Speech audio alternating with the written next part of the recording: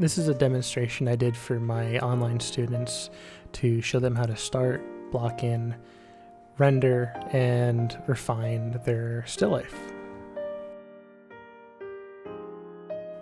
With the start of this video, I already have the start of the block in done and also some of the initial rendering complete. So the purpose of this video is to show you guys how to go further into the rendering process and also refining the drawing towards the finishing up stages. For a realistic time frame of how long this actually took, the video was around 1.5 hours to 2 hours originally, and I shrunk it down to about 4 minutes. So keep that in mind when you go to do your own work. Don't rush, take your time. Now, you may notice that I'm putting down white and I'm blending it in with the black. You also may have noticed that before I put it down any white, I put down as much black as I could. I tried to render it as fully as possible, all the dark to light patterns, trying to get those in as specifically and accurate as possible.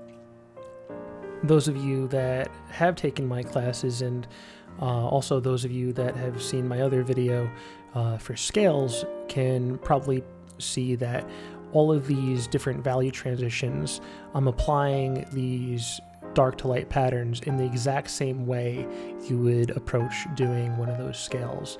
Dark to light, dark to light.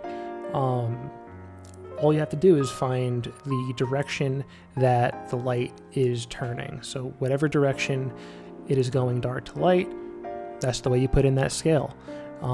If you're using your white, obviously you would go in the opposite direction. You would adjust the pressure accordingly. Now, even though I've already put in all of the shapes that I need for this drawing, it's really important that I'm constantly checking the shapes that I have and tweaking them as needed. The more information I put down, the more information I have to check what I have, and that gives me more information to make sure that everything is right.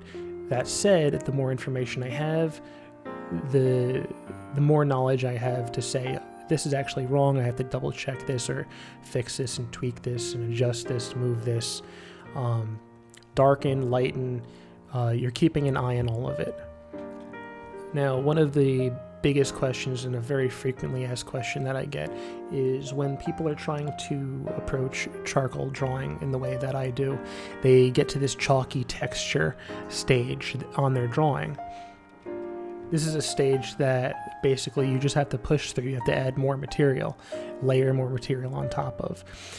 You might notice that part of my drawing was at that stage and still is at that stage.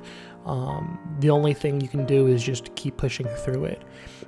Layer more materials on, change directions of your pencil strokes, and eventually it will be more of a clean, smooth finish. You'll notice that right now I'm drawing on top of the black with my white. This is something I'll often do when something is close to black, and instead of trying to directly render to that value, it's a little bit quicker and easier to go from black and just tweak it back up with white.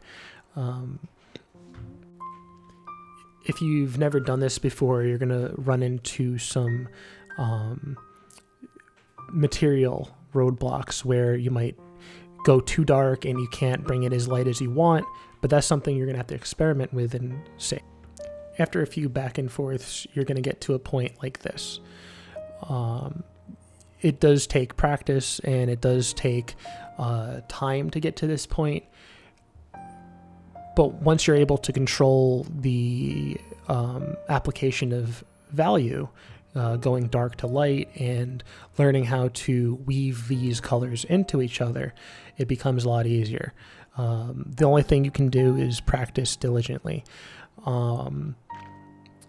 For those scales exercise, I do recommend practicing those if you're having trouble controlling your materials and getting as light as you need to and transitioning as smoothly as you need to, and I'll link that in this video.